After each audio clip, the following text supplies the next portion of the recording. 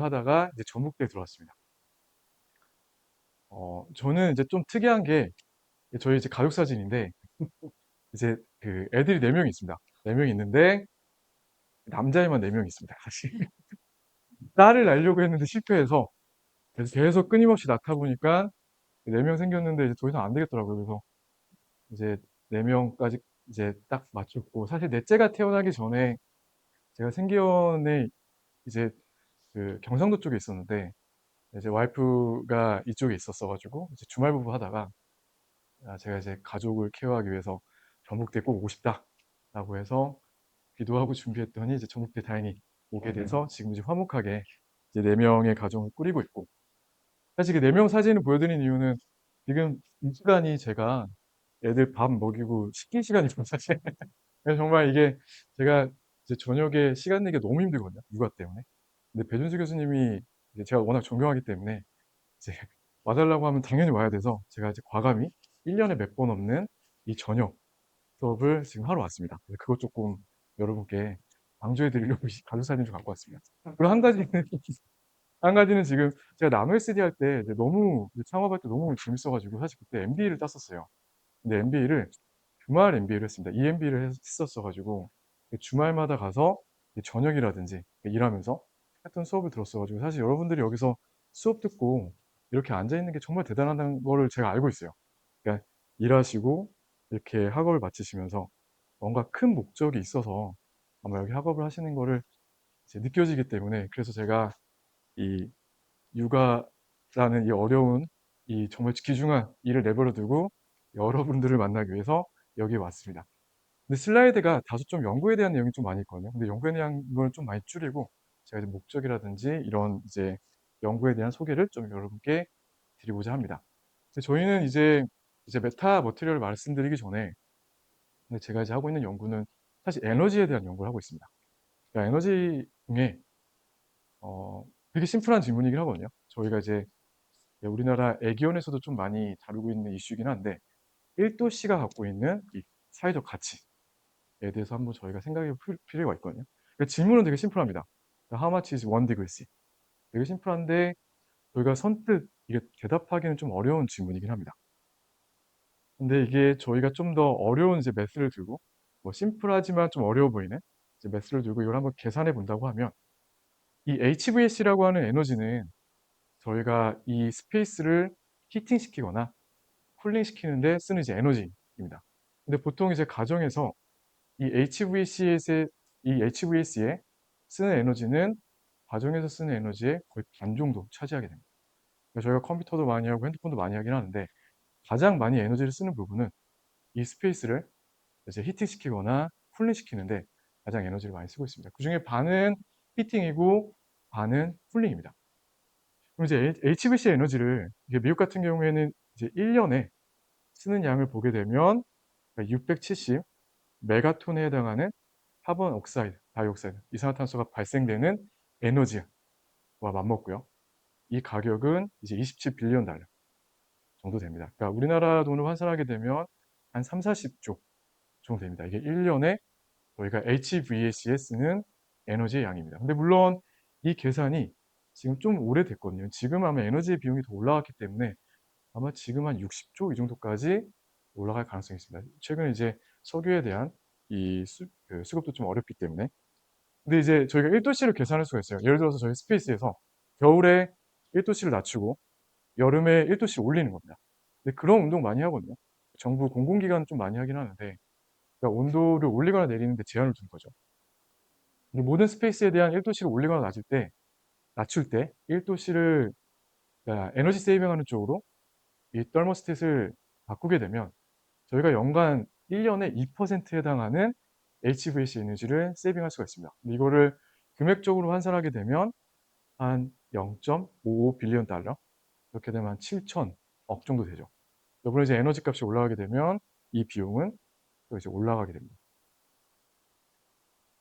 그렇게 되면 이제 미국에서도 이런 이제 광고를 많이 내립니다. 이게 미시건에 나온 광고인데 "야 너네 히팅 뭐 올리지 말고 그냥 옷 입어. 따뜻한 옷을 입어." 근데 이게 좀 효과적일 수밖에 없는 게, 여러분 저희가 이 스페이스에 대한 히팅이랑 쿨링을 얘기할 때는 저희가 느끼는 거는 이 서라운딩, 이 공간에서만 느끼거든요. 근데 저희는 이 모든 스페이스를, 저희가 존재하지 않는 이 구석구석의 모든 스페이스를 히팅을 하거나 이제 쿨링을 합니다, 에어를. 그러니까 이거는 정말 어떻게 보면 웨이스트예요. 그러니까 나랑 가까이 있는 이 주변만 히팅을 시킨다든지 주변만 쿨링을 한다고 하면 에너지는 많이 세이빙이 될 수 있습니다. 근데 그럼에도 불구하고 이런 것들은 좀 잘 지켜지지 않는 이유는 귀찮거든요. 사실 우리는 쪼끔 더 편하게 지내고 싶은데 이제 겨울에 두꺼운 옷 입는다든지 여름에 이제 많이 벗으라고 하는 거는 좀 어느 정도 불편할 수가 있습니다. 근데 그거를 저희가 용어로 설명할 때는 컴포트라고 얘기를 합니다. 쾌적성. 떨멀 컴포트라고 저희가 얘기를 하는데, 이 쾌적성, 그리고 내가 좀 더 편안하게 있기 위해 저희가 쓰는 이 비용이 어마무시합니다. 쪼금 더 불쾌감을 느끼게 한다고 하면 좀 더 이런 에너지를 세이빙할 수 있을 거예요. 저희는 이제 이런 옷에, 그러니까 우리가 좀 더 쾌적할 수 있는 기능을 담아 보자. 그래서 사람들이 에너지 세이빙에 쪼끔 더 동참할 수 있게 자연스럽게 이제 "그런 소재를 한번 개발해 보자."라고 하는 연구를 제가 이제 박사 때부터 시작을 했습니다. 사실 스타트업에 때도 이 아이템을 저희가 계속 했었습니다. 네, 지금까지도 제가 이제 메인 토픽으로 제가 하고 있는 분야 중에 하나입니다. 여러분, 이거는 힛 인덱스라고 하는 건데 사실 이것도 되게 중요하거든요. 지금 이게 저희가 견딜 수 있는 온도와 습도를 얘기하는 거예요. 그러니까 저희가 보통 열 전달이라고 하면 전도도 있고 대류도 있고 복사도 있거든요. 근데 증발도 있습니다. 우리는 땀을 흘리고 있기 때문에. 근데 지금 보시면 이 노란색 영역은 이게 세이프한, 그러니까 되게 세이프한 존이에요. 저희가 떨머 컴포트를 느끼고 쾌적성을 느끼고 안정감을 느끼는 이제 기후고요. 여기로 가면 갈수록 이제 불안정한, 저희가 이제 견딜 수 없는 빨간색이라고 하면 정말 이제 몸에 크리티컬한 이슈를 발생할 수 있는 이제 온도와 습도 조건을 얘기합니다. 이거는 이제 표준적으로 전 세계 국가가 공유하고 있는 힛 인덱스입니다. 근데 여러분 보시면 지금 열섬 현상이든 지구 온난화 현상으로 저희가 여름에 보면 여기 주황색부터 빨간색 영역이 왔다 갔다 하는 걸 알 수가 있어요.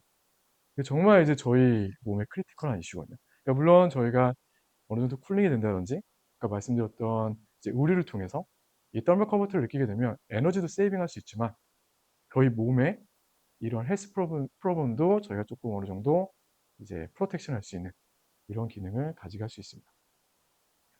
이 두 가지가 저희가 이 섬유의 메타 머티리얼을 담고자 하는 이 목표가 되는 연구의 주제입니다. 보통 섬유 같은 경우에는 저희가 열 전달이라고 하면 이런 이제 열 전달이 있습니다. 첫 번째는 레디에이션, 두 번째는 컨덕션, 세 번째는 이베포레이션 하고 컨벡션. 근데 이제 영어로 말씀드리면 이렇게 되고, 이제 한글로 말씀드리면 복사, 그다음에 전도, 증발, 컨벡션이 대류가 됩니다. 근데 이제 여러분들이 용어를 들었을 때는 좀 많이 이해하실 거예요. 컨덕션, 그러니까 뭐 메탈 같은 경우에 컨덕션이 높죠. 뭔가 만졌을 때 빨리 열을 전달해 줄 수 있는 이 성능. 이베포레이션은 이제 땀이 배출되는 이 성능을 얘기하고요. 컨벡션은 이제 바람이 불었을 때 나를 시원하게 해 주는 이 칠링 이펙트를 컨벡션이라고 얘기합니다. 레디에이션은 쪼끔 여러분들이 생소할 수 있어요. 그러니까 저희가 어떤 온도를 가지고 있는 물질이 광으로, 빛으로 이제 에너지가 낮은, 자기보다 이제 온도가 낮은 쪽에 이 복사열로 저희가 전달해 주는 현상을 레디에이션이라고 얘기를 합니다. 근데 저희가 섬유 같은 경우도 그렇고 대부분의 소재는 이 밑에 있는 것들이 정말 이제 많이 포커스가 돼서 연구가 됐습니다. 여러분 아마 많이 들으셨을 거예요. 열 전도성이 높은 고분자, 전도성이 좋은 뭐 소재. 이베포레이션, 컨벡션도 많이 들어보셨을 거예요. 뭐 컨벡션 이펙트, 이베포레이션, 땀이 났을 때 이제 증발이 빠르게 하는 방법. 근데 레디에이션은 사실 소재에 관해서는 많이 연구가 되지 않았습니다. 그래서 이 레디에이션을 조금 더 옵티마이즈 하자라고 하는 게 이제 메타머티리얼의 특징 중에 하나입니다. 근데 이제 메타머티리얼 설명드리기 전에 제가 했던 뭐 여러 가지 연구를 좀 한번 설명을 드릴게요. 저희가 일반적으로 휴먼 스킨 같은 경우에는 더우면 땀을 흘립니다. 그렇죠? 왜냐하면은 이베포레이션이라고 하는 또 다른 열 전달을 쓰는 거예요. 공발이 되면 피부의 스킨의 온도는 떨어질 수 있으니까. 근데 이 양이 어마무시합니다. 여러분이 운동을 하지 않아도 하루에 여러분의 땀구멍을 통해서 이 증발되는 땀의 양은 한 500ml 정도 돼요. 그래서 저희가 이제 물을 계속 마셔야 되는 이유가 여러분들의 이 땀구멍을 통해서 '난 이제 운동도 안 하고 그냥 오피스에서 가만히 앉아 있었어.'라고 해도 여러분의 땀구멍을 통해서 500ml에 해당하는 이 물이 증발이 되면서 저희가 이제 발생하고 있는 이 메타볼리즘을 분리시켜주는 역할을 하고 있습니다. 근데 물론 이제 심한 운동을 하게 될 경우 시간당 2리터, 3리터까지 흘릴 수가 있어요. 이것도 마찬가지로 저희 이제 이베포레이션에 버킹을 하는 거죠. 근데 처음에는 저희는 이제 너무 이런 게 재밌어 가지고 이런 기능을 '한번 섬유에 담아 보자.'라고 했던 연구를 했습니다. 그러니까 '섬유가 땀을 흘리면 이거는 쿨링이 되지 않을까?'라고 하는 컨셉으로 연구를 시작했습니다. 근데 이제 그 결론부터 말씀드리자면 저희가 땀을 흘리기 전에 이러한 분위기들, 약간의 모이스처가 올라가는 이 습도가 올라가는 이 분위기를 센싱을 해서 이 섬유에 구멍이 열리는, 그래서 그 구멍을 통해서 뭔가 안에 있는 이 땀들이 좀 더 잘 배출이 되게, 그렇게 되면 저희가 적응력이라고 하는데 어댑티브 펑션을 가질 수가 있거든요. 그러니까 제가 덥지 않을 때는 이 플랩들이 클로징 돼서 저를 보호해 주고, 약간의 땀이 흘리려고 하는 이 모이스처를 센싱해서 이 플랩이 오픈돼서 좀 더 증발이 빠르게 될 수 있는 이러한 소재, 이러한 시스템을 초반에 연구를 시작을 했었습니다. 그래서 그거에 대한 뭔가 티오리가 있긴 하거든요. 그러니까 뭔가 티오리적으로 이렇게 프레임이 만들어졌을 때 어떻게 디자인했을 때 우리가 쿨링을 어떻게 느낄 수 있다. 그냥 각각의 열적 시뮬레이션을 진행한다든지 실제 제 몸을 대상으로, 이건 제 몸을 대상으로 측정한 거거든요. 그러니까 얼마만큼의 습도를 가지고 있는지. 그러니까 저희가 땀구멍의 크기랑 위치랑 개수가 다 다르기 때문에 저희 몸에서 가지는 땀의 배출량은 다 다릅니다. 근데 그거에 맞게 소재가 센싱해서 이 플랩이 열리게끔 하는 디자인을 연구를 했었습니다. 근데 야, 그때 썼던 게, 그 예, 방금 저기 그 내용이 실린 저널이 어드밴스드 인텔리전트 시스템이네요. 맞습니다. 그러니까 저는 이제 여기는 주로 이제 지금 AI 컴퓨터랑 쪽입니다. 예. AI랑 뭐 컴퓨터와 관련이 있는 줄 알았더니 이게 이제 액추에이터이기 때문에 이거는 뭐 피지컬 AI 되게 유명하잖아요. 그러니까 소재에도 그런 기능을 담을 수 있어요, 패시브하게. 그러니까 어, 전력이 없어도 우리가 소재를 디자인해서 어떤 특정한 습도에 움직일 수 있게. 그럼 어, 그것도 로봇에 하이드로젤 로봇에 포함이 되거든요. 음, 액추에이터라고 저희가 얘기를 하는데 고분자로도 가능하고요. 그냥 센싱할 수 있는 이 물질이 뭐냐, 이게 꼭 일렉트로닉이 들어가지 않아도 괜찮습니다. 그리고 음, 저희는 그냥 저희가 일렉트로닉을 못해서 안 하는 게 아니라 일렉트로닉에 에너지가 들어가서 뭔가 에너지를 세이빙한다는 게 저희한테는 되게 모순적이에요. 그러니까 저희가 패시브라는 얘기를 되게 좋아하거든요, 소재는. 그러니까 뭔가 소재 자체가 디자인이 돼서 뭔가를 자동적으로 센싱해서 뭔가 액추에이팅 할 수 있게 전력 없이 무전력 기반. 이걸 저희가 패시브라고 얘기하고 전력이 들어가는 걸 액티브라고 얘기를 합니다. 근데 소재 쪽에서는 패시브한 거를 더 선호합니다. 그게 저희가 개발하는 목적에 맞기 때문에. 제 생각에 범위가 확 넓어지는 듯한 느낌이에요. 네. 사실 어드밴스 인텔리전트 시스템도 마찬가지고 사이언스 로보틱스도 마찬가지예요. 저희 분야가 나가거든요, 어, 액추에이팅이. 그러니까 뭔가 속도를 센싱해서 뭔가 움직일 수 있는 이런 것들은, 그러니까 로봇이라고 하는 게 다양하죠. 뭔가가 트리거가 있고 스티뮬리가 있고 그걸 센싱해서 움직이는 거기 때문에 거기에 동력이 있느냐 무동력이 있느냐, 이제 어떠한 형태로 움직이느냐, 그리고 어디에 어플리케이션이 쓰느냐, 이렇게 조금 이제 연구가 되고 있습니다. 지금 이거는 저희가 이제 만들었던 이제 고분자인데 지금 여러분 보시면은 이게 필름이거든요. 근데 이제 플랩이 투명하기 때문에 제가 플랩에다가 라인을 그었습니다. 그러니까 지금은 21도씨 50% 오, 60%에 열려. 해당하는 습도예요. 그러니까 플랩이 이제 오픈이 되는 거죠. 그 리얼타임 비디오인데 지금 물이 끓이거나 한 게 아니라 그냥 물에 종이컵을 받은 거예요. 근데 거기에 어떤 필름을 댔을 때 이제 필름이 이제 움직이는 거죠. 근데 이거는 이론부터 말씀드리자면 이 고분자는 정말 모이스처의 센싱이, 그러니까 정말 센시티브한 고분자입니다. 그러니까 대기 중에 있는 수분도 정말 잘 흡착을 하는 거예요, 땡겨와서. 정말 물을 너무너무 사랑하는 고분자. 근데 이제 물을 사랑하게 되면 이제 어떤 현상이 생기냐면 스웰링 현상이 생겨요. 왜냐면 물도 부피가 가지고 있기 때문에 그 물을 흡수한 것만큼 자기의 볼륨이 증가하게 됩니다. 그러면 이제 버텀 레이어에서는, 이 밑에 있는 레이어에서는 수분을 센싱해서 흡수를 했기 때문에 익스펜션 되고 확장되고, 그 위의 레이어는 확장이 안 되고 그대로 있기 때문에 그게 이제 허브가 되는 이 필름의 형태로 액추에이팅이 되는 겁니다. 이렇게 움직이는 거를 저희가 액추에이팅이라고 얘기를 하거든요, 액추에이터. 그러니까 트리거가 되는 스티뮬리는 수분, 그리고 그걸로 해서 이제 익스펜션이 생기고 흡수하고 어드접션, 흡착, 그다음에 스웰링, 흡수, 고분자 안에 물 분자를 막 집어넣고 그러니까 부피가 팽창이 돼서 이제 움직임으로 나타내는 이런 메카닉적인 상호작용이 이제 가능하게 되는 시스템을 만들 수가 있습니다. 근데 이걸 좀 더 다양하게 측정했습니다. 어떤 소재냐, 어떤 스트럭처냐, 그 다양한 사이즈의 다양한 모양의 필름을 만들었습니다.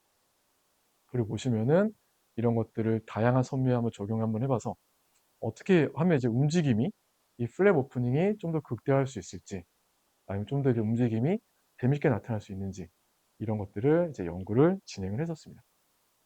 근데 그거에 맞춰서 이제 이 플랩의 움직임도 해석을 하고 이 플랩이 어떻게 움직였을 때 실제 우리가 이 피부가 어떻게 쿨링한다라고 하는 거를 이제 모사 피부를 통해서 저희가 실제 측정한 것도 가능했었습니다.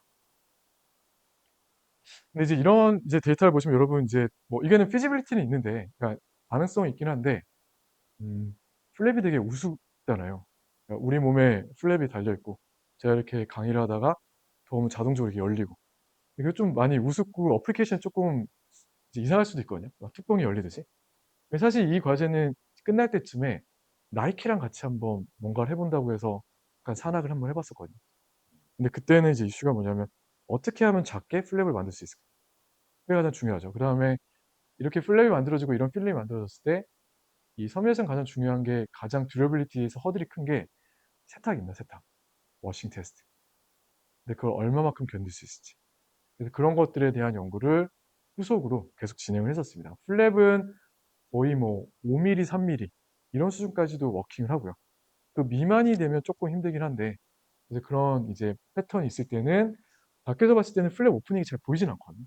근데 그 정도까지 작은 워싱 테스트에서도 문제가 없는 이런 형태의 이제 플랫폼, 텍스타일 플랫폼을 만들어서 마치 나이키라든지 언더아머랑 같이 일을 했었습니다. 제가 이제 맥에서 항상 만들면 이렇게 깨지는 현상이 일어나긴 하는데 이거는 이제 저희는 고분자를 합성을 하거든요. 근데 활용하는 고분자 그러니까 상용 고분자를 쓰는 게 아니라 그러니까 어떻게 하면 이 고분자가 이 대기 중에 있는 그러니까 수분을 어떻게 하면 캡처를 잘하는지 이런 거에 대한 연구를 지속적으로 했었습니다. 그러니까 이론적으로 말씀드리자면 이걸 저희가 하이드로필릭이라고 얘기하는데 친수성 고분자를 어떻게 하면 우리가 잘 합성하는지. 근데 친수성 고분자에서 가장 대표적인 게 이제 휴먼 스킨이에요. 근데 친수성이면서도 소수성이어야 돼요. 그러니까 물을 좋아하면서도 좋아하지 않아야 됩니다. 근데 이게 되게 모순적인 말인데 이게 어떤 말이냐면 서페이스는 소수가 있어야 됩니다. 그러니까 이 피부 그러니까 표면은 물을 좋아하지 않아야 되고요. 근데 그럼에도 불구하고 그 내부에서는 물을 좋아하는 스트럭처가 있어서 물이 잘 디퓨전 돼서 들어가서 스웰링이 되는 이런 고분자의 형태가 가장 저희가 이 액추에이팅에 활용하기 가장 좋은 고분자입니다. 근데 여러분 이제 샤워하실 때 보면 그러니까 피부라고 하는 거는 물을 좋아하지가 않아요.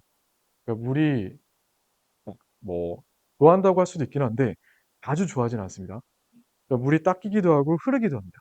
그러니까 물이 좋다고 하는 거는 물을 딱 캡처하고 아예 놓지 않아야 돼요.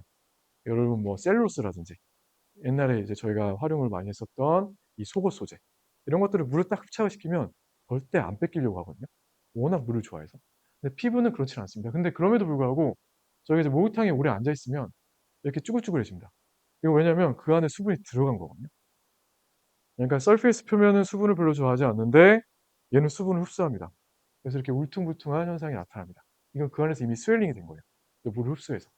근데 이런 이제 고분자를 합성을 하고 싶다라고 해서 표면에 그 스킨 표면에 있는 이 고분자를 분석을 해 봤습니다. 근데 이게 단백질로 이루어졌거든요. 이게 아미노액시드로 이루어졌는데 아미노액시드는 이제 20 가지가 필수 아미노산이 있는데 그중에서는 하이드로포빅이 있고요. 하이드로필릭이 있고 아이오닉, 이온성 아미노산이 있습니다. 그래서 이제 피부에 있는 이 프로틴, 단백질의 이 구성 성분을 분석해 봤더니 하이드로필릭이랑 포빅이랑 이렇게 엮어 있는 구조를 가지고 있습니다. 그러니까 친수성이랑 소수성이랑 이렇게 서로 이제 손을 잡고 있는 거예요, 고분자가.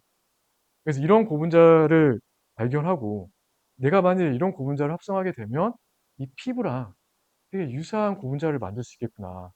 그래서 그거를 액추에이팅 쓰는데 한번 활용을 한번 해 봐야겠구나라고 하는 연구를 시작을 했었습니다. 근데 사실 이게 되게 어려운 게 하이드로포빅과 하이드로필릭은 친수성과 소수성이에요. 이게 물과 기름이거든요. 근데 물과 기름을 제가 연결을 해 줘야 돼요. 근데 그건 되게 많이 힘들거든요. 왜냐면 물과 기름은 섞이지 않기 때문에 얘네들이 이 만나는 이 접점이 많아져야지만 거기서 결합이 이루어지는데 이제 그렇지 않으니까 사실상 이런 고분자는 상당히 만들기가 힘듭니다. 그래서 제가 썼던 방법은 이제 이 안에 이 물에 대한 버블을 많이 만들어서 이 계면을 많이 만든 다음에 이 계면에서 이 고분자들이 연결될 수 있게, 파란교 같은 경우에는 물을 좋아하는 친수성이고요. 검은 거 같은 경우는 이제 물을 싫어하는 소수성인데, 이런 고분자가 만들어질 수 있는 에멀전 방법을 써서 이런 고분자를 합성을 했었습니다. 근데 그렇게 되면 이제 특징이 뭐냐면, 이게 컨택 앵글이라고 해서 물을 떨어뜨리는 이제 메저링 방법이거든요. 그러니까 서페이스에 물을 떨어뜨렸을 때 앵글이 크면 물을 싫어하는 거예요. 물을 좋아하면 앵글이 작아집니다. 그렇죠? 근데 이 고분자의 특징은 초반에는 앵글이 높아요. 근데 시간이 지나면 지날수록 이 앵글이 줄어듭니다. 이거는 물을 흡수한다는 뜻이거든요. 그러니까 표면은 소수성인데 시간이 지나면 지날수록 이제 물을 흡수한다. 이런 고분자를 합성하는 게 가능했습니다. 그럼 바로 이제 액체액팅을 만들죠. 이렇게 바이레어를 만들고 물에, 그러니까 수분을 한번 흡수했더니 바로 커빙이 되는 이런 액체팅 현상이 돼서, 야 이거 잘 되겠다. 이거는 이 고분자 모노머로 존재하니까 이 텍스타일 한번 발라보자 했더니, 이제 수분이 들어간다고 하면 이 텍스타일이 롤링되는 아까와 같은 이 액체팅 현상이 발견이 됐었습니다. 그래서 이런 것들을 이제 섬유에 활용한다든지, 아니면 이제 하이드로 로봇이라고 저희가 얘기하는데, 이런 분야에 많이 활용하는 고분자로 활용했었습니다. 여기서 잠깐 제가 텍스타일에 대해서 말씀드릴게요. 여러분 텍스타일 되게 올드하잖아요. 섬유공학과라고 하면 되게 느낌이 올드하거든요. 그래서 뭐 사양 사업 아니냐, 저기 아무것도 없지 않느냐, 이런 얘기 되게 많이 하세요. 그래서 그런 인식을 제가 조금 바꿔드리려고 슬라이드 몇 개 좀 집어넣었습니다. 저희 학과에 대한 어필하려고. 여러분 지금 반도체 엄청 핫하잖아요. 반도체 마켓 사이즈가 어느 정도인지 아실까요, 여러분? 21년도 기준으로 아마 지금 좀 더 올라갔을 텐데 527불이에요. 그러니까 527 밀리언 달러. 그러니까 6, 700조 정도 되죠. 전 세계의 반도체 마켓의 크기입니다. 텍사일 마켓 크기는 어떻게 될까요? 991 빌리언 달러입니다. 그러니까 거의 2배 가까워요. 이게 마켓 사이즈는 무시가 안 됩니다. 섬유가 훨씬 더 큽니다. 여러분 입고 있는 옷 정말 많죠. 그다음에 PGR로 비교해 보면은 뭐 물론 반도체가 좀 더 이제 되고 있지만 2030년까지 섬유는 이제 2 트릴리언이고요. 그다음에 2029년에 반도체는 1.38, 1.4 트릴리언이라고 지금 예상을 하고 있습니다. 섬유가 진짜 마켓이 커요. 근데 그럼에도 불구하고 저희가 체감하는 건 반도체가 왜 크냐면, 여기는 아직 몇 개의 기업이 좀 독점을 하고 있어요.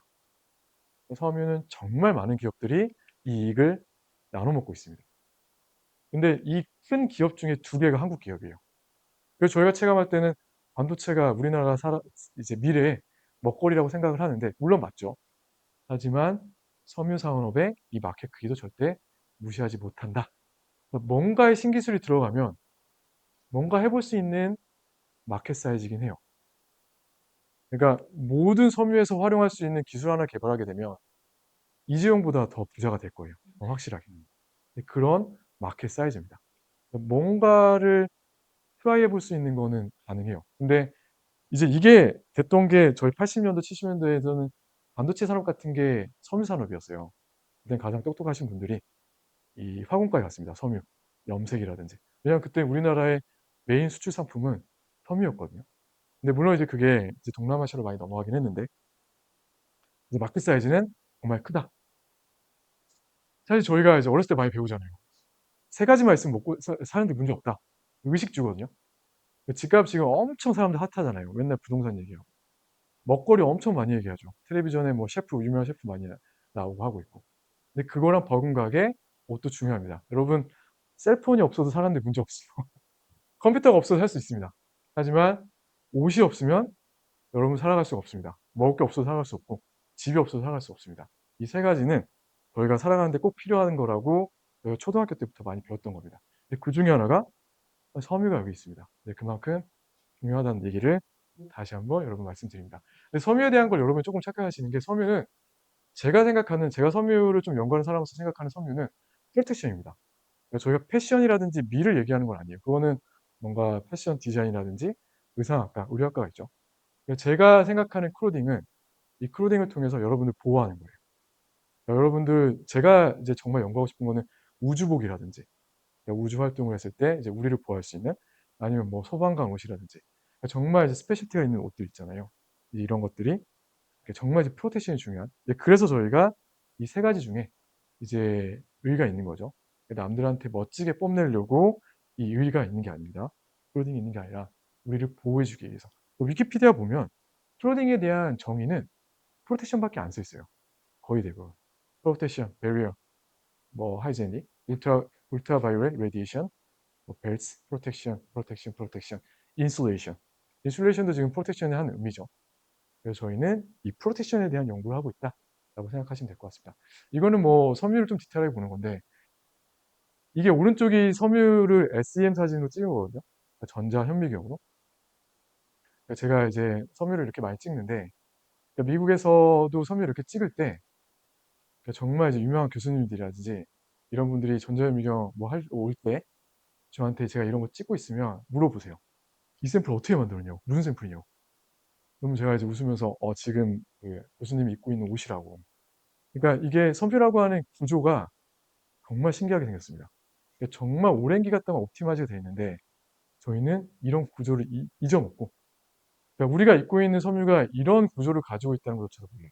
이렇게 정교하게 만들어진 이게 하나하나의 이 파이버들이 이 하나하나의 폴리머, 파이버, 그 스레드를 만들고 yarn을 만들고 패브릭을 만들고 이런 일정한 패턴들을 만들고 있는 woven structure, non-woven structure 이런 뭔가 정말 아름다운 구조 이거를 가지고 있다는 걸 정말 이제 많이 잊어버렸습니다. 그래서 교수님들이 나 이걸로 뭐 해볼 수 있을 것 같은데 이런 샘플 어떻게 만드는지 좀 알려달라고. 이거 아마존에 한 5불이면 살 수 있거든요. 이만한 크기. 정말 저가로 이런 패턴의 섬유를 잘 만들고 있는 거죠. 지금은. 근데 그렇게 근데 사람들이 이제 좀 무지합니다.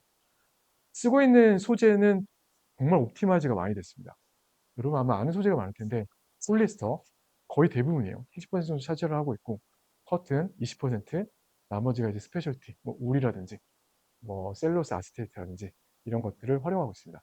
근데 문제가 되는 건 이 폴리에스터가 이제 합성인데 70% 정도 활용하고 있거든요. 근데 이제 리사이클에 대한 게 많이 이슈가 나오고 있습니다. 이건 천연이 아니기 때문에 커튼은 천연이기 때문에 뭐 환경적인 문제는 없긴 하는데 마이크로 플라스틱이라든지 조금 미세 플라스틱 이런 것들을 만드는 게 사실 폴리에스터긴 해요. 그래서 이런 것들을 조금 이제 규제를 하려고 하는 움직임이 전 세계적으로 좀 많이 나오고 있고 사실 섬유에서도 그렇고 고분자에서도 그렇고 이쪽에 대한 연구를 활발하게 하고 계십니다. 근데 정말 이제 많은 소재가 있는 것 같긴 한데 저희는 크게 한 두세 가지 소재만 집중한다고 하면 이제 이 섬유 고분자는 거의 이제 대부분을 이제 붙잡고 있는 겁니다, 사실.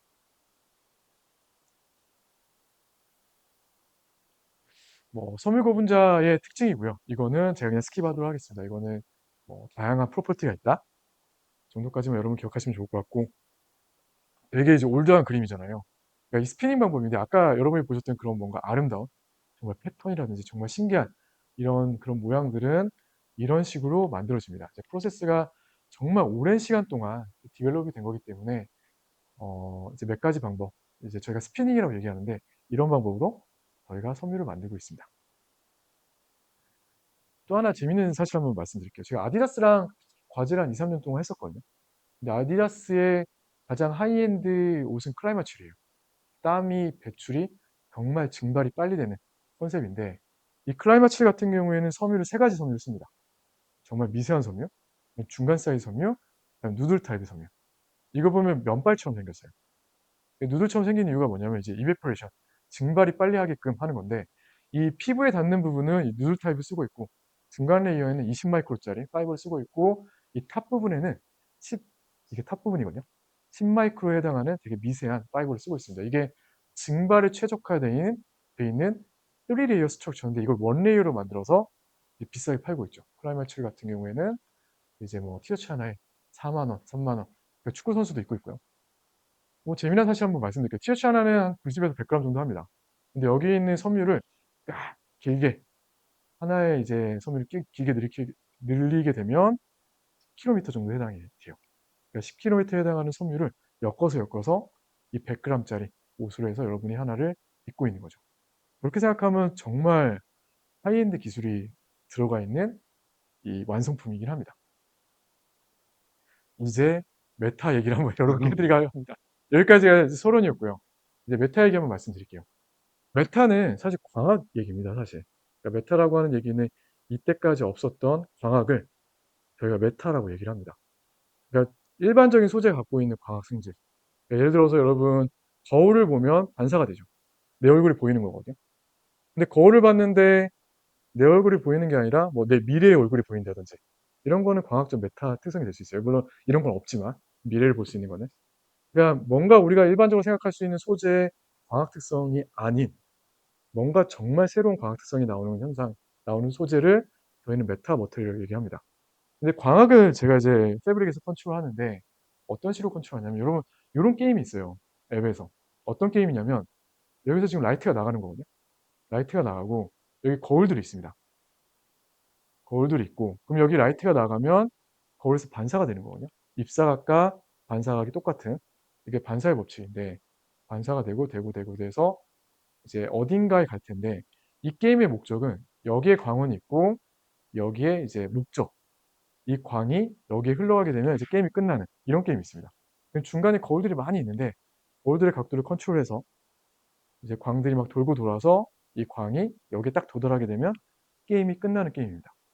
그러니까 이 게임은 여기 있는 광을 여기로 보내는 거예요. 그러기 위해서 중간에 거울들을 컨트롤하는 거죠. 저희는 섬유를 활용을 해서 어딘가에 있는 광을 다른 쪽으로 보내는 어딘가에 목적으로 하는 쪽으로 보내는 연구를 하고 있습니다. 근데 이게 왜 가능하냐면 보통 저희가 쓸 때 이제 미러나 렌즈를 쓰거든요. 렌즈 하면 포커스해야 되면 빛이 포커스해야 되는지 빛이 퍼진다든지 하잖아요. 섬유는 동그랗게 생겼어요. 이건 렌즈로서의 기능을 가질 수가 있습니다. 물론 어설프긴 해요. 우리가 보통 렌즈라고 하면 정말 볼록 렌즈에 계산이 된 이 정말 이제 정교한 이 렌즈를 만들긴 하는데 이런 어느 정도 고분자 성질의 어느 정도 굴절율을 가지고 있고 이 사이즈가 좀 컨트롤되고 있고 이 안에 뭔가 인그레디언트, 세라믹이라든지 메탈을 넣게 되면 제가 그나마 좀 잘 활용할 수 있는 렌즈로서의 역할을 합니다. 그러면 제 목표는 어떤 특정 파장의 빛 아니면 어디에 있는 빛을 제가 원하는 곳으로 보내는 이 연구를 섬유를 통해서 하고 있습니다. 그러니까 제가 원하는 건 딱 두 가지예요. 제가 원하는 어떤 장소 아니면 제가 만지고 싶은 파장대. 빛이라고 하는 건 파장이 있어요. 짧은 파장, 긴 파장. 짧게 말씀드리면 빨간색은 긴 파장입니다. 파란색은 짧은 파장이고요. 근데 저는 파란색만 딱 옮기고 싶은 거예요. 파장 선택 쪽으로. 그냥 위치로 제가 빛을 옮기고. 근데 그 옮기는 매개체가 되는 거는 파이버. 그러면 어떤 파이버의 구조를 갖고 있으면 내가 광을 컨트롤할 수 있느냐. 이거를 연구하는 게 메타 패브릭, 광학 메타 머터리입니다. 통신은 이게 케이블 속으로 뭐가 되지만 지금 말씀하시는 거는 케이블 바뀝니다. 케이블 이렇게 있으면 이렇게 맞습니다. 케이블을 관통하는 지금 현재 네. 광학이라는 네, 말씀이죠. 맞습니다.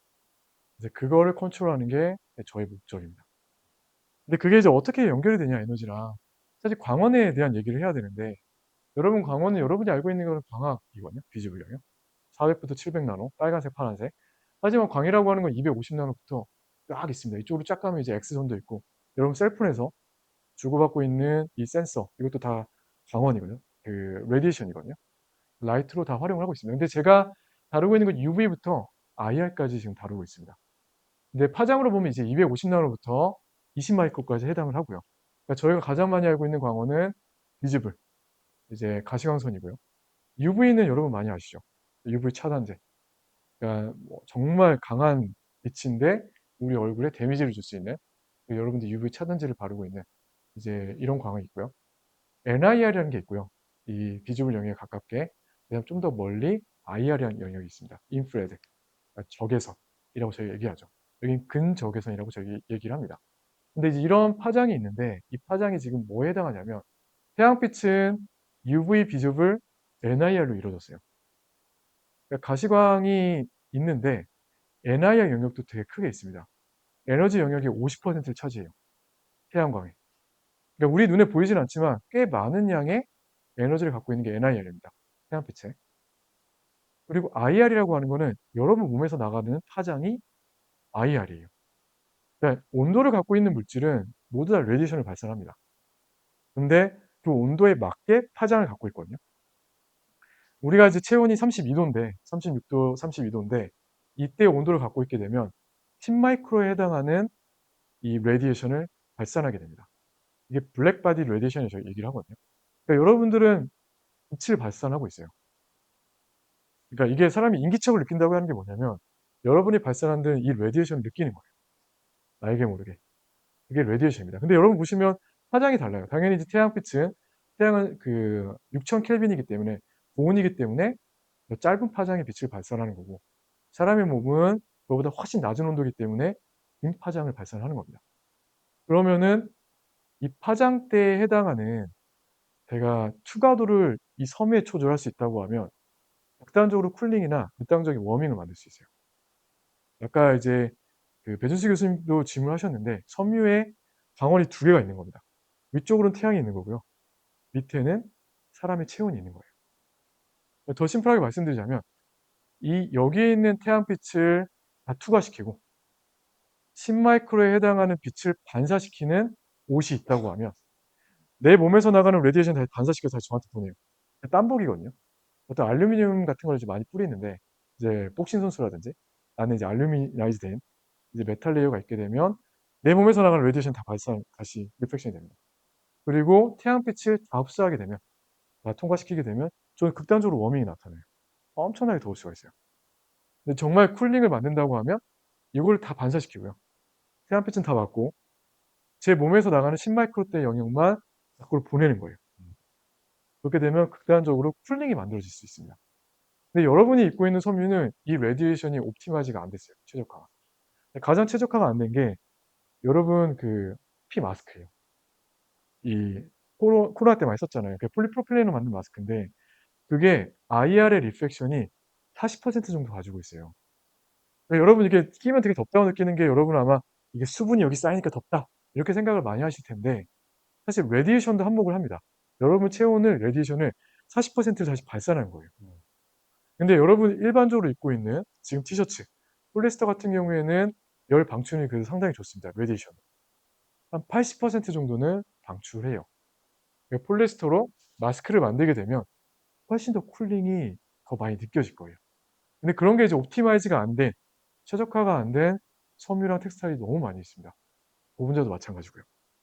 이제 그런 것들을 이제 옵티마이즈 하자라고 하는 연구를 하고 있습니다. 근데 이제 이게 어떤 식으로 이제 진행이 됐냐면 언더아머가 콜드 블랙이라는 브랜드가 있어요. 그 2010년도, 9년도에 나왔거든요. 콜드 블랙이라는 게 뭐냐면 나는 검은색인데 이건 되게 콜드해. 그래서 브랜드 네임을 콜드 블랙으로 만들었거든요. 그래서 거기서 특허권도 다 따가고. 근데 이게 되게 참신해서 그때 언더아머가 매출이 엄청 많이 올랐어요. 한 30~40%. 그래서 그때 뭐 정말 많이 올라서 이제 아디다스가 그 상황을 보고 이거 우리도 개발을 해야겠다.'라고 해서 저희 스타트업이랑 같이 공동 연구를 했었습니다. 그러니까 '블랙인데 콜드한 블랙을 만들자.'라고 하는 컨셉이에요. 근데 일단 블랙이라고 하면 모든 빛을 다 흡수하는 거거든요, 검은색이기 때문에. 콜드한 느낌이 없는데 근데 라이트 중에서 다른 것들을 다 반사시키게 되면 NIR도 반사시키고 IR도 잘 컨트롤하면은 콜드가 되기 때문에 이제 '그런 컨셉으로 한번 하자.' 근데 언더아머도 그런 컨셉이었습니다, 사실. 그래서 그때 이제 과제 이제 산학을 같이 시작하고 산학이 아니죠. 스타트업과 대기업. 그러니까 스타트업과 대기업 과제가 되게 많이 있어요, 미국은. 정말 좋더라고요. 예 그러니까 그래서 엑싯도 되고 M&A도 해 주거든요. 이제 그런 시장이 활성화돼 있기 때문에 스타트업을 많이 합니다. 여담이긴 한데 미국에서는 1 등인 사람이 스타트업 만들어요. 그리고 이제 좀 과에서 쪼끔 공부 못하는 애들이 대기업에 갑니다. 근데 지금 한국은 전혀 반대잖아요. 반대라고 하면 좀 죄송하긴 한데 스타트업 하신 분도 되게 똑똑하신 분 많이 계시죠. 너무 대기업을 선호를 하는데 미국에서는 대기업 가는 그러니까 뭐 가는 분들이 정말 이제 꽈탑이고 똑똑한 학생들이 대기업에 가진 않아요. 그러니까 '내 머리를 좀 더 돈을 더 많이 버는 거에 활용을 해야겠다. 월급쟁이가 되고 싶지 않다.' 이런 생각을 좀 많이 하고 있습니다. 또 교수가 되려고 하지도 않아요, 똑똑한 친구들이. 네. 그래서 뭐 어떤 면에서는 저희가 미국에서 교수가 더 되기 쉽겠죠. 미국은 똑똑한 사람은 무조건 창업을 하려고 합니다. 근데 저 같은 예도 있습니다. 똑똑하지 않았지만 창업을 했었습니다, 여러분. 그래서 이 과제를 했었을 때 검은색 천을 한번 다 사 왔어요. 일단 시중에 있는. 아마존에서 뭐 1 불짜리 그러니까 살 수 있는 천들은 다 샀거든요. 소재가 지금 다 다릅니다. 커튼, 폴리에스터, 스판. 스판 같은 경우에 스판덱스인데 폴리우레세인이에요.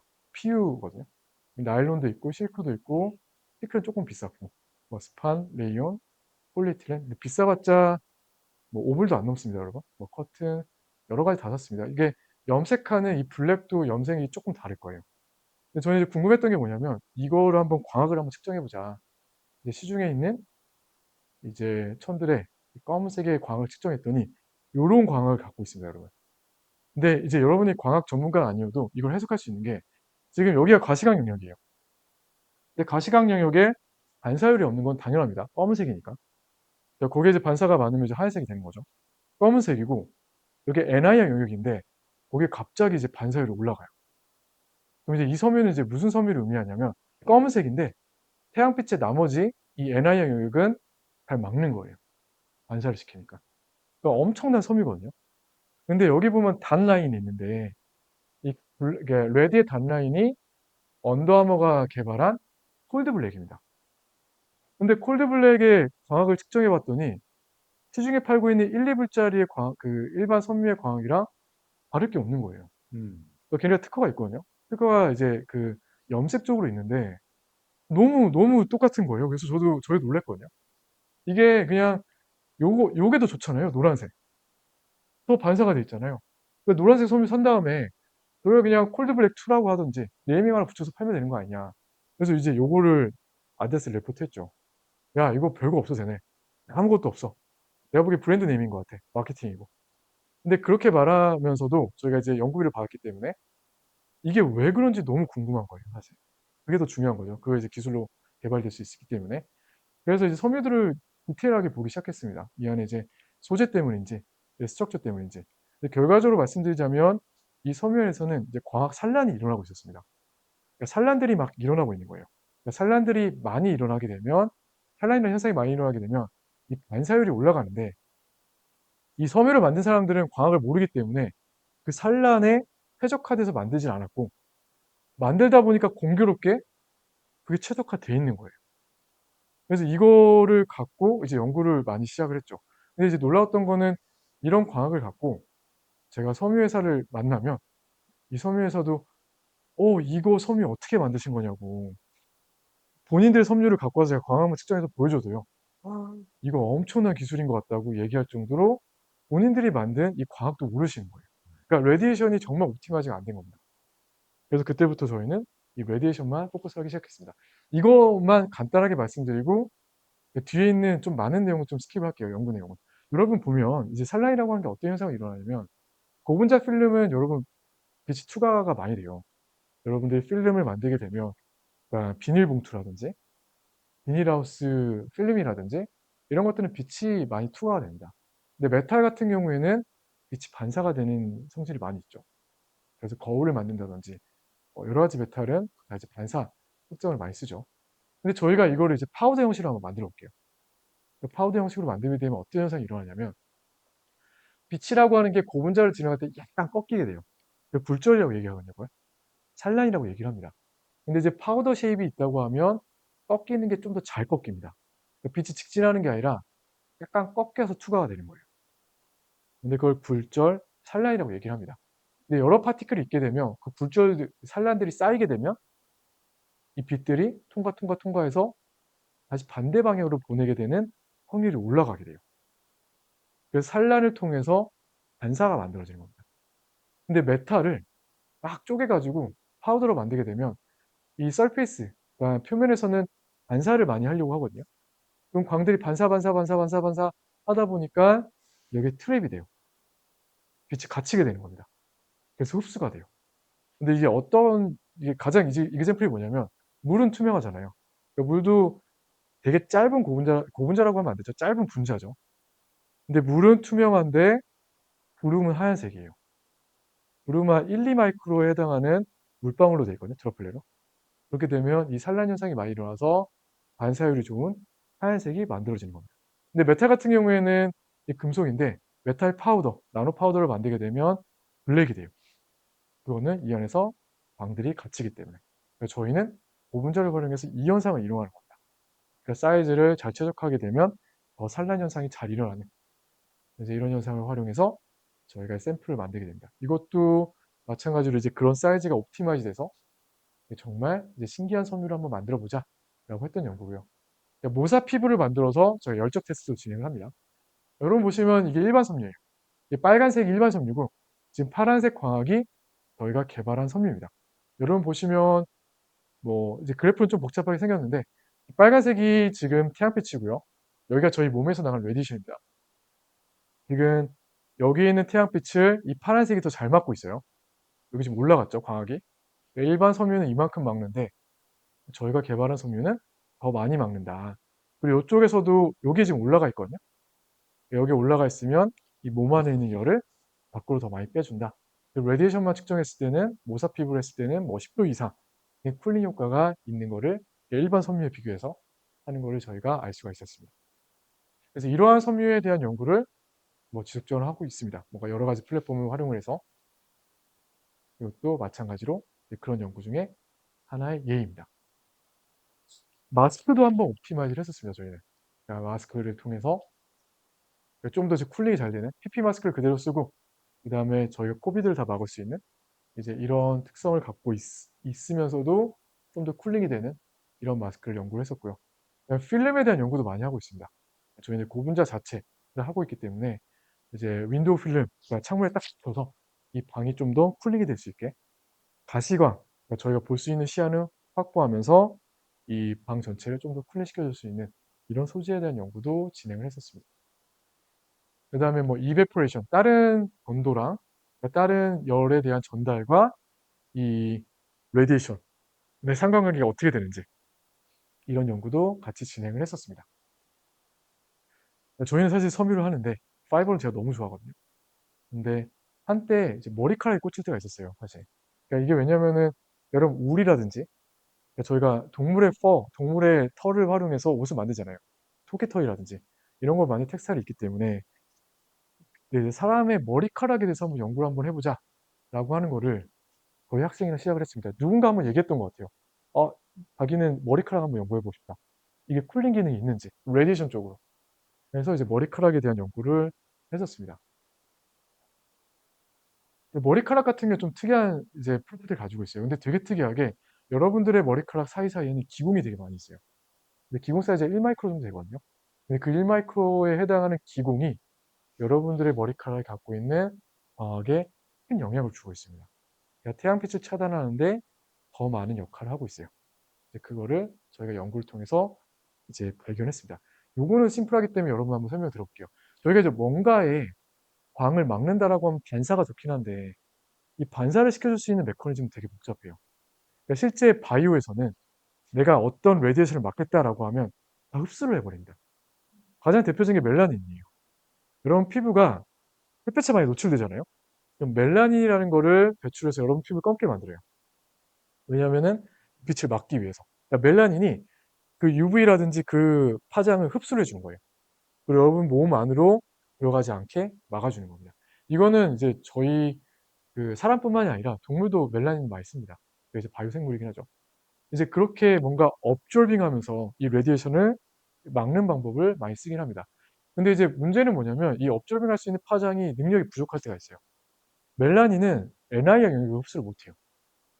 그러니까 뭔가 NIR 영역을 흡수할 수 있는 물질이 있어야 되는데 보통 NIR을 잘 흡수하는 고분자는 없습니다. 이거는 고분자의 밴드와 관련이 있기 때문에 이 몰리큘의 스트럭처랑 오비탈 관련이 있기 때문에 이거를 잘 흡수할 수 있는 영역들을 갖고 있는 이 스트럭처가 나올 수가 없어요. 그나마 전도성 고분자는 좀 있긴 한데 전도성 고분자는 바이오 고분자가 아니거든요. 세상에서 볼 수 있는. 대부분은 세라믹 메탈을 흡수할 수가 있습니다. 근데 독성이 강한 게 많기 때문에 생명체가 세라믹이나 메탈을 활용하지 않거든요, 몸에서. 모든 걸 다 올가닉으로만 활용을 해요. 그게 이제 올가닉 생명체잖아요. 근데 이제 멜라닌을 활용해서 NIR을 커팅하는 방법은 어떤 식으로 진행이 되냐면 생명체는 일단 이런 필름이 있다고 하면 빛은 투과가 되는데 여기에 이제 업저빙 할 수 있는 물질이 되게 조그마한 게 하나 있어요. 그럼 여기만 이제 흡수가 되겠죠. 나머지 레디에이션은 통과가 될 거예요. 근데 저희가 피지컬 스트럭처를 통해서 여기 있는 레디에이션을 막는 방법은 제가 산란을 많이 만드는 겁니다. 그럼 이제 어떤 현상이 나타나냐면 여기서 광들이 막 돌겠죠. 뭔가 리프렉션이나 트랜스미턴스가 만들어지기 전까지는 여기서 파티클 사이사이로 광들이 산란이 많이 일어날 거예요.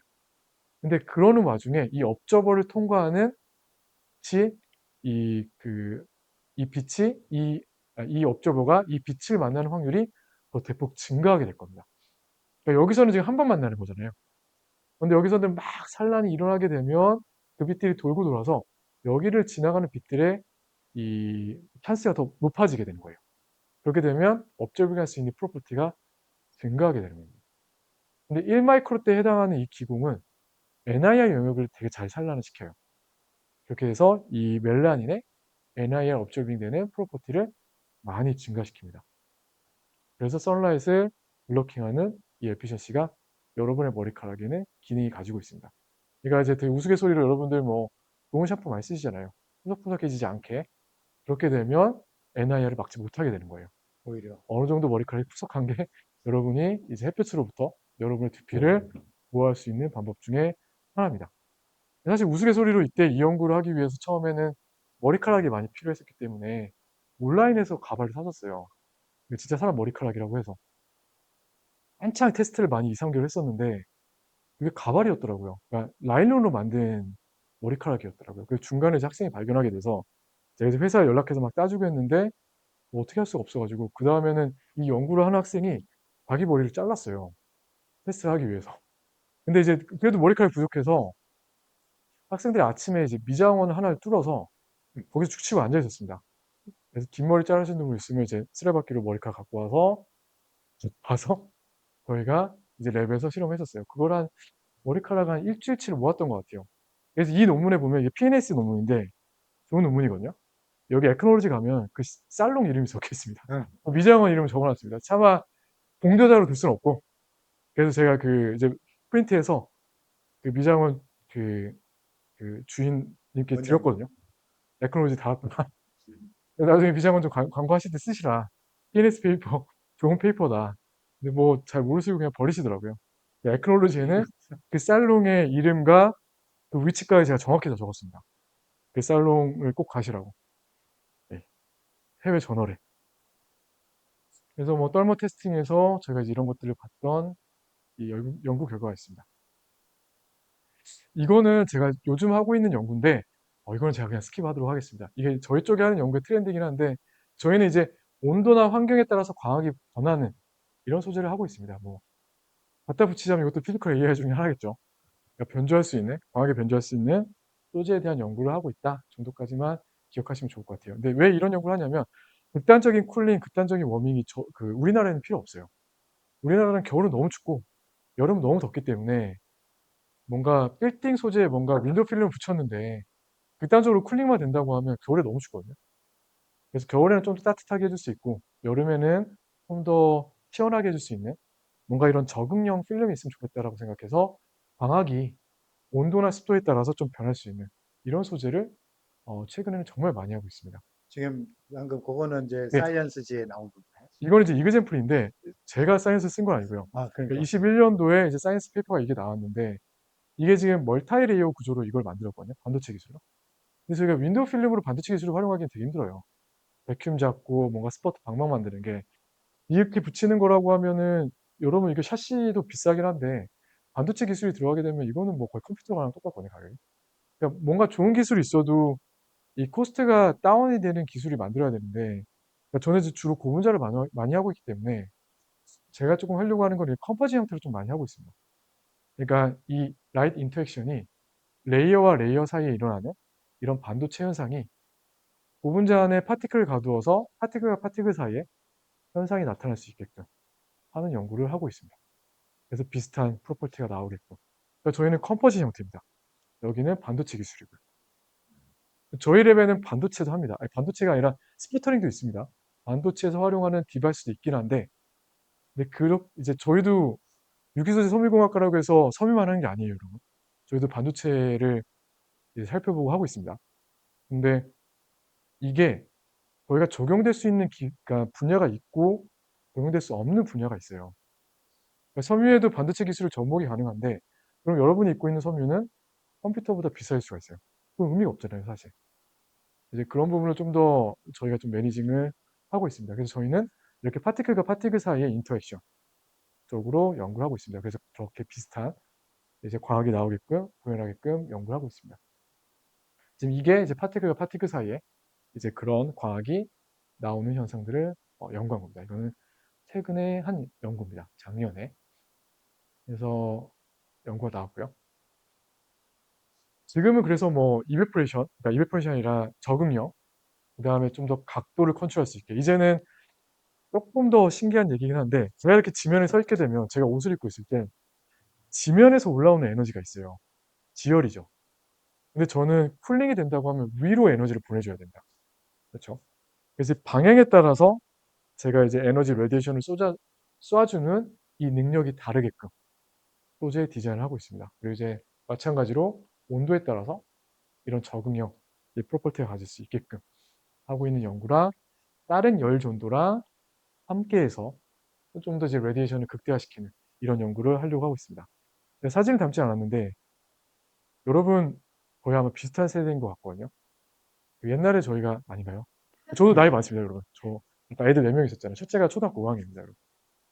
그 막내가 2살이긴 하지만. 근데 예전에 제가 대학교 다닐 때 박진영이 처음 데뷔를 했었는데 그때 비닐 옷 입었던 거 여러분 기억하시죠? 팬티 위에다가. 근데 비닐 옷이 레디에이션 입장으로 보면 되게 좋거든요. 그러니까 그게 아마 PVC를 입은 것 같아요. 폴리바이닐, 플루라이드 이제 옷을 입었는데 되게 흉측하잖아요. 그때는 뭐 저희한테 트렌드 뭐 그걸 입었던 사람도 있었던 것 같아요. 뭔가 홍대라든지 팬티 입고 팬티 위에 바로 그냥 투명한 비닐 옷. 근데 그 PVC 옷을 입고 있으면 레디에이션은 되게 극대화시킬 수 있어요. 근데 박진영도 그거 입으면은 막 춤추면 거기에 땀이 차거든요. 되게 막 흉측한 게 보이잖아요. 근데 일반적으로 일반 옷을 입는 것보다 그걸 입는 게 더울 수밖에 없는 거는 레디에이션은 극대화시키고 이베포레이션이랑 컨벡션 이런 것들을 포기하는 겁니다.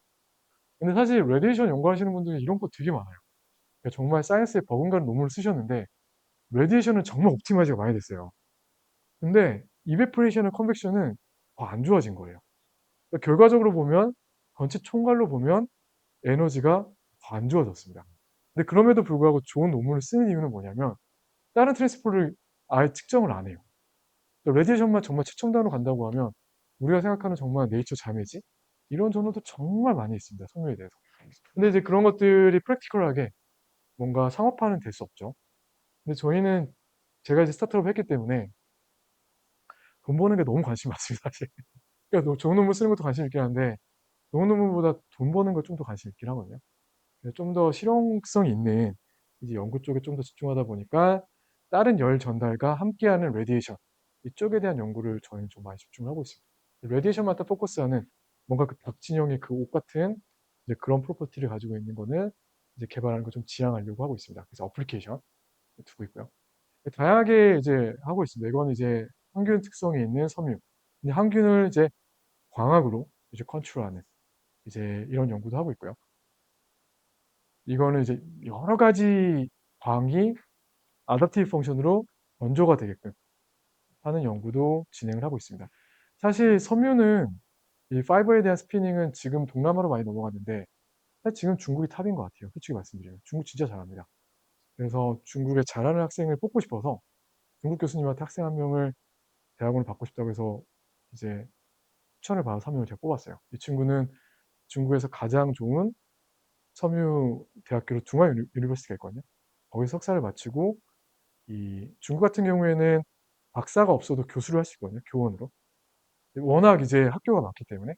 그래서 내몰고 대학에서 교원으로 있었던 친구인데 제가 이제 박사를 하자라고 해서 이제 박사 마치고 나면 이제 정식 교수로 이제 프로모션이 되거든요.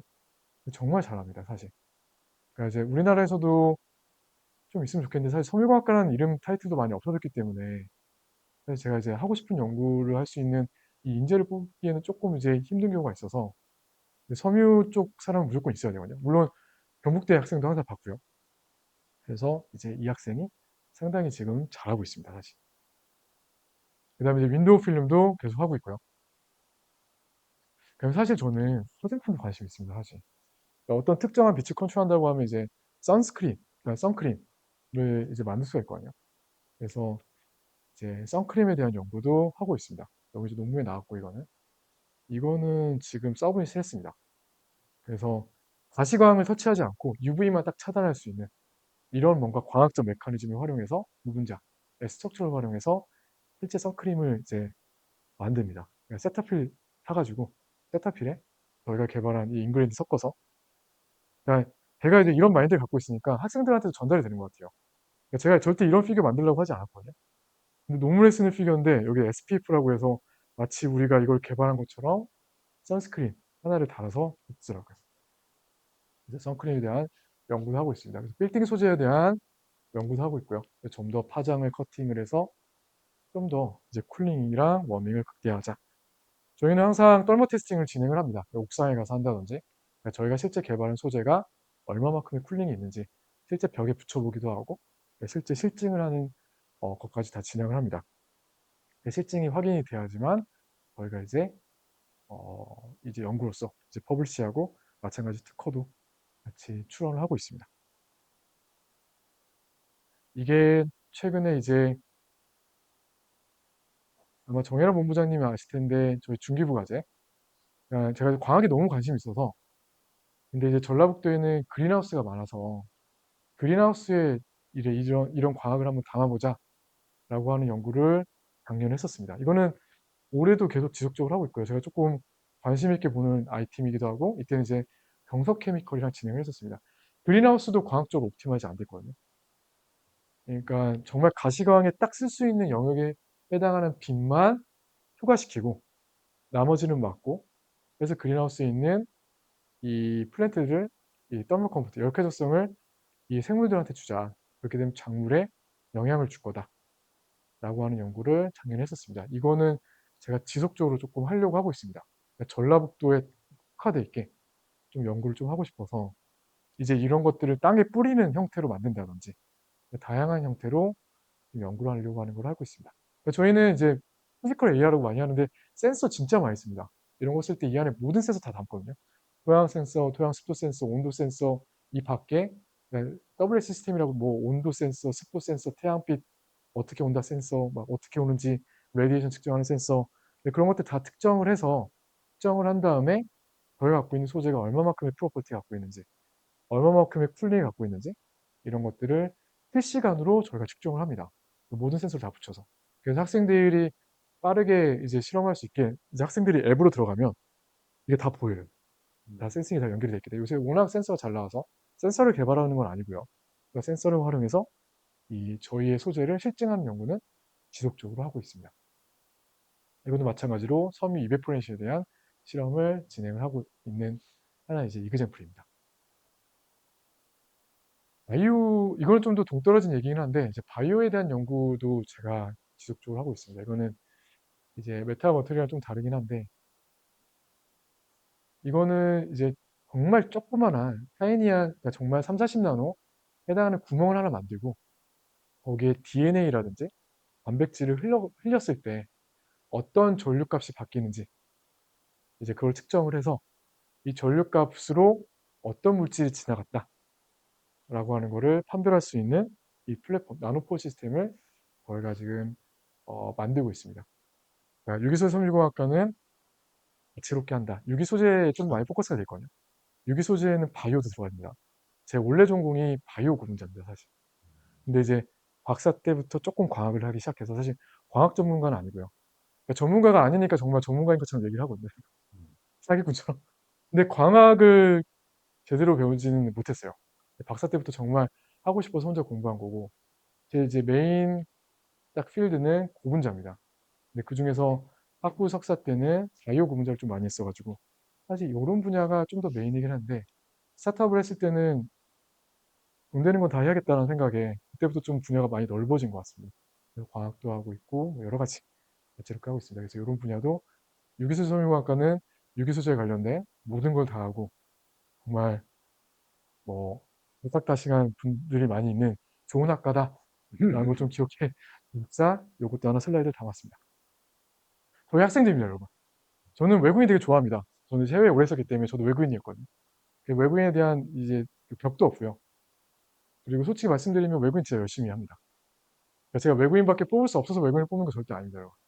외국인 정말 좋아하고 대신에 한 나라에서 좀 많이 뽑지 말자라고 하는 거 있습니다. 그러니까 저도 옛날에 좀 많이 느껴봤을 때 다채로운 나라에서 다채롭게 연구하는 게 훨씬 좋더라고요. 그래서 제가 중국인 학생 있으면 다음에 절대 중국인 학생 안 뽑습니다. 그러다 보니까 저희 랩은 모든 종교가 다 있습니다. 크리스찬이고요. 무슬림도 있고요. 힌두도 있고. 그래서 뭐 서로 기도를 해줍니다. 저희 학생들을 위해서 좀 기도해주고, 저희 학생들은 저를 위해서 본인들의 신들에게 좀 기도를 해주고, 다채롭게 있어서 다채롭게 연구를 하고 있는 그룹입니다. 짧지만 일단 발표는 이거로 마치도록 하겠습니다. 혹시 질문 있으시면 질문하시면 좋을 것 같습니다. 재밌었어요. 이제 없으시면 이걸로 발표를 마치도록 하겠습니다, 여러분. 아니. 네, 네. 뭐 질문 하십시오. 뭐 스타트업 질문하셔도 될 것 같아요, 여러분. 맞아요. 여기 연구에 대한 질문 재미없잖아요, 사실 그죠? 스타트업 망한 얘기 말씀드릴까요? 그러니까 아니 그래서 제가 막 적어놓은 것 중에 네. 스타트업해서 결국 결과가 또 결말이 어떻게 나서 된 건가요? 사실 결말이 좋았으면 제가 여기 없었을 텐데. 그러니까 이게 그러니까 저는 제가 여기서 과제하면서도 그러니까 미국에 대한 스타트업을 했기 때문에 제가 소견이긴 하지만 제 경험은 딱지긴 하지만 자꾸 비교가 되더라고요. 여기의 생태계에 대해서. 여기 이렇게 좀 아쉬운 점도 있고 물론 좋은 점도 있습니다, 여러분. 좋은 점도 있고 하는데 항상 저희가 하는 얘기 있잖아요. 미국은 실패를 용인한다. 진짜 그래요. 그러니까 보통 미국에서는 통계적으로 스타트업을 10번을 하면 1번은 성공한다고 해요. 진짜 10번 하거든요. 그래서 그냥 뭐 망하는 사람은 계속 망하긴 하는데 정말 스타트업을 많이 합니다. 그러니까 투자가 정말 활성화돼 있고요. 그리고 스타트업을 하는 게 해가망신 그러니까 여기서는 목숨 걸고 해야 되거든요. 스타트업 망하면은 집안이 망하기 때문에 모든 이 실패를 본인이 껴안고 본인이 가족이 껴안아야 되잖아요. 사업을 하게 되면. 미국은 그렇지 않습니다. 투자가 너무 활성화돼 있어서 투자를 할 수 있는 엔젤도 많고 엑셀러레이터도 많고 그냥 국가도 정말 많습니다. 제가 에너지부 과제를 조금 몇 개 받았었어요. 정말 큰 과제도 받았습니다. 뭐 30억짜리 과제도 받고 했었는데 이제 거기도 간사가 있고 그러니까 프로젝트 매니저가 있어요. PM이. 근데 이제 PM은 우리나라는 공무원이잖아요. 근데 거기에 있는 PM은 인더스트리에 있는 전문가가 PM이 돼요. 그러니까 예를 들어서 우리나라에서 삼성전자에서 20년 일하신 분이 그 국가의 PM으로 계시는 거예요. 프로젝트 매니저로, PM으로. 그러니까 너무 인더스트리를 너무 잘하는 거예요. 그러니까 그 사람 앞에서 과제 발표를 하면은 그냥 다 깨집니다. 그 사람이 정말 잘하고 있기 때문에. 근데 그 사람이 어떻게 매니징 하냐면 3개월마다 저를 불러요. 프로그레스 말이라고. 근데 정말 영구적으로 깹니다. 영이 만들어져요. 그러니까 제가 뭔가 사기가 있는 데이터를 갖고 가면 보자마자 알아요. 그리고 프로그레스를 다 깨뜨고 있기 때문에 이렇게 하면 이렇게 나올 수가 없다라고 하는 걸 다 알고 있습니다. PM이. 근데 그렇게 하면 왜 PM이 이런 걸 하고 있냐면은 PM은 어떤 기술을 붙잡고 한 10년, 20년짜리 로드맵을 만들어요. 이 미국 국가에 대해서. 그러니까 어떤 최종 기술이 필요한데, 그러니까 쉘가스도 그렇게 개발이 됐죠. 그 중간에 어떤 기술들이 개발이 돼야 되고, 이 기술은 하이 리스크 하이 리턴이기 때문에 약간 스테이블한 기술도 개발을 해야 된다라고 해서 전체 과제 맵을 짭니다. 그래서 인디비주얼하게 하나씩 나오는 거죠. 그러니까 하나의 과제에서 10개 팀을 컴페티션 시킬 때도 있어요. 그때 꼴은 똑같은데 중간 과정이 다 달라요. 저는 하이 리스크 팀이고 어떤 애는 로우 리스크 팀인 거예요. 근데 그렇게 되면 이제 어떻게 워킹하냐면 이 사람들을 많이 만나게 하는데 서로 보완이 돼요. 미팅도 많이 할 수 있거든요. 다른 팀도 보고 골은 똑같은데 어프로치가 다른 거거든요. 그러면 서로 디스커션도 할 수도 있고 서로 도움도 줄 수가 있습니다. 팀들끼리. 네, 그런 시너지 효과도 있고 3개월마다 이제 불러서 워싱턴 DC 가서 뭐 하거든요. 여러분 에너지부 같은 경우에 조 단위로 불려요, 에너지를. 근데 거기 가보면 정말 허름한 건물에 한 층, 두 층 써요. 되게 애자일하거든요. 민첩하거든요. 미국의 기관들은 되게 애자일해요. 쉽게 만들고 쉽게 없어질 수 있게끔 만들어요. 이거 진짜. 근데 이제 거기 다 레퍼런스 체크하고 다 해서 들어가 보면 일하시는 분들이 코어에 10분 이렇게 계세요. 근데 애자일하게 일하기 위해서 컨설턴트를 두는데 루즈 해밀턴이라고 하는 국영 기업이 있거든요. 컨설턴트. 거기서 과학자들을 하이어해서 이제 프로젝트를 이제 PM이랑 같이 관리를 하고 그다음에 다시 컨설턴트는 제외하고 이런 식의 이제 일을 많이 합니다. 근데 되게 애자일해서 민첩해서 의사결정도 빠르고 되게 사이클이 빨리 돌아갑니다. 정말 많이 깨지거든요. 근데 정말 많이 깨지면서 좋은 게 뭐냐면 저를 티칭을 해줘요. 음. 갖다 놓고 너 해서 못했기 때문에 성공 못했기 때문에 너 당장 자를 거야. 진짜 자르는 경우도 있거든요. 하면서 너의 허들이 뭔 걸 아니까 자기가 알고 있는 사람들이랑 연결해 줍니다. 진짜 전문가들. 저 같은 경우에 도우케미컬에 20년 동안 일했던 어떤 여자분이셨거든요. 정말 애국심이 되게 높으신 분이에요. UIUC에서 박사를 하시고 20년간 도우케미컬에 있었기 때문에 이 고분자에 대해서는 뭐 대단하시죠. 그분들 통해서 나이키도 소개받고 언더아머도 소개받고 다 소개받아서 같이 이제 하는 거예요. 원팀이에요 진짜. 케어를 받고 하는 거거든요. 근데 그거를 제가 과제를 한 1-2년, 2-3년 하면 저는 그 분야의 전문가가 될 수밖에 없어요. 그 사람이 하란 거라면 하면. 저는 그게 너무 좋았어요 사실. 아침에 눈 뜨면 내가 오늘 아침 무슨 연구를 해서 어떻게 뭘 해야 될지 자기 전까지 그 생각을 하거든요. 그러니까 저를 그렇게 만들어 줘요 게임이. 다른 거 신경 쓰지 말고 너네 집행도 있긴 합니다 미국은. 근데 한국처럼 이러진 않아요 서류랑.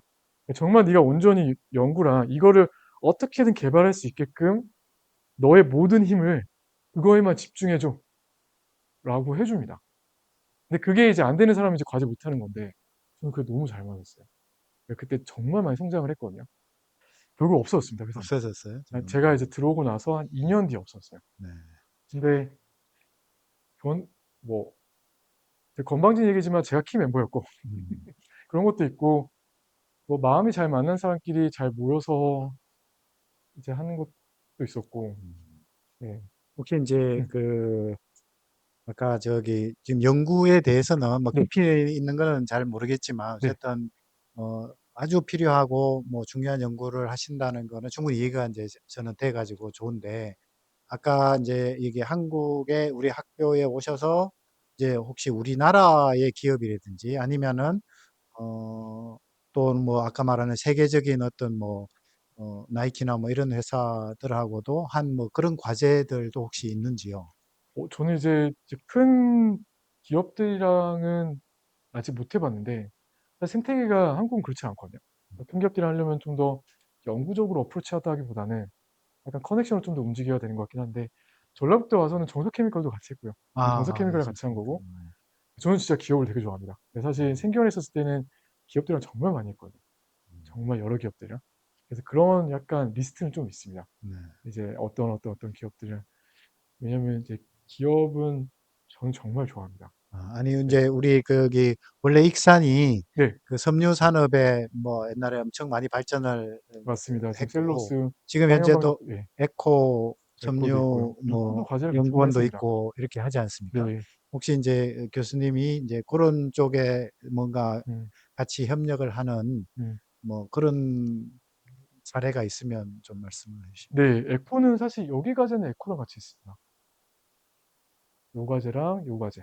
과기부 아. 과제인데 아. 에코랑 경상북도 기업이 들어가 있거든요. 제가 갑자기 까먹었는데 그 마스크 만드는 회사 한 3천억 정도 하는 2-3천억 하는 회사긴 한데 이제 거기랑 같이 했었고요. 그러니까 제 과제에서는 사실 기업들은 좀 많이 들어와 있긴 합니다.